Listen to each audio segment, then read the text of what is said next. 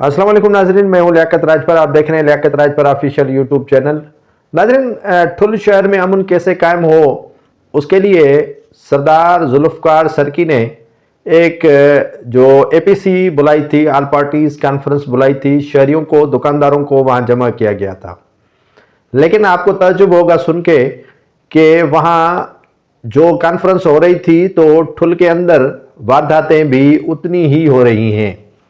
ठुल में अमन कैसे होगा, उसमें सरदार जुल्फ़कार सर्की ने जो एपीसी बुलाई थी वो काबिले तहसीन है, लेकिन उसका मकसद क्या निकला उस पर गुफ्तगू करना और उस पर गुफ्तगू होना ज़रूरी है।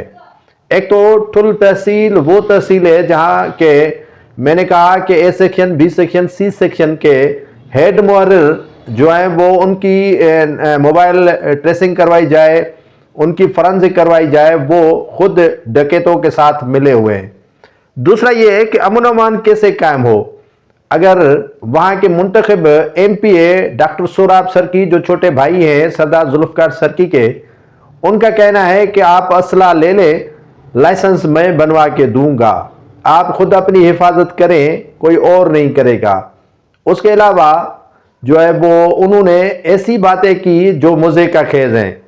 एमपीए ने न तो ललकारा किसी पुलिस के अमलदार को, न ही शहरियों को कोई यकीन दिलाया कि अमन अमान बेहतर करने के लिए आला हुकाम से गुफ्तगू शुनीद की जाएगी।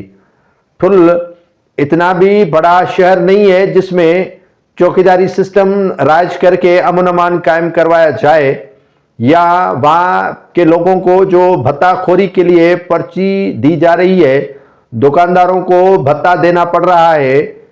चौकीदारी सिस्टम के बाद भी अगर सूरत हाल न बदले तो यकीनन वो कहते हैं कि कुत्ती चोरों के साथ मिली हुई है। मैं ये नहीं कहूँगा कि सरदार जुल्फ़कार सर्की या उनके छोटे भाई सोहराब खान सर्की की कोशिशों को तस्लीम नहीं कर रहा हूँ या उनकी कोशिशें रायगान हैं, लेकिन उन्होंने जो एपीसी बुलाने का मकसद था अमन अमान और ठुल की सूरत हाल पर गुफ्तगू शुनीद, वो मायूस कुन थी। मायूस कुन इसीलिए थी कि उसके मकसद नहीं निकला।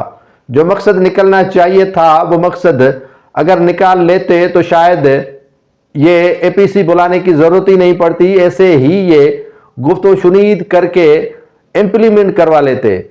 इस एपीसी में होना तो ये चाहिए था कि डिप्टी कमिश्नर को मौजूद होना था, एसएसपी जो है जकाबाबाद के उनको मौजूद होना चाहिए था, डीएसपी और दीगर अमलदारों को मौजूद होना चाहिए था, 3 थानों के एसएचओज को वहां पर मौजूद होना चाहिए था, कबायली सरदारों को वहां पर मौजूद होना चाहिए था, ताकि इस अमन अमान की सूरत हाल पर बुलाई गई एपीसी के कोई मकसद निकल आता। लेकिन मकसद निकालना नहीं था, बस सिर्फ फॉर्मेलिटीज पूरी करनी थी। और जैसे फारसी में बोलते हैं कि आमदन, गुफ्तन, निशिस्तन, खुर्दन और बर्खास्तन, यानी आना, बैठना, खाना, पीना और चले जाना, यही निकला जो है वो इस एपीसी का मकसद।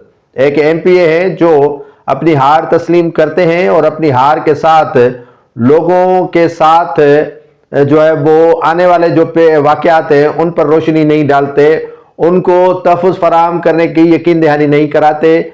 उसी एपीसी के दौरान ठुल के नूर मुस्तफ़ा मस्जिद के बाहर चोर जो है वो रजा मोहम्मद सर्की की मोटरसाइकिल चोरी कर देते हैं।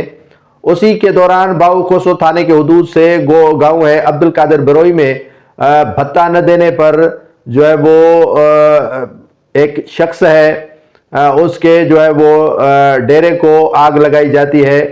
उसी दौरान सरदार उमर दराज भंगर और जुल्फ़कार सर्की वहां पर पहुंचते हैं और वाक़े के तफसीलात लेते हैं। तो क्या इन सरदारों को, इन जागीरदारों को, इन वडेरों को पता नहीं है कि यहाँ वाक़यात कौन करवा रहा है? तो ज़रूरत इस अमर की है कि आप एपीसी ज़रूर बुलाएं, लेकिन डाकुओं पर कंट्रोल और अमन अमान की सूरत हाल पर कंट्रोल करना आप ही का फ़र्ज़ बनता है, क्योंकि वोट अवाम आप ही को देती है।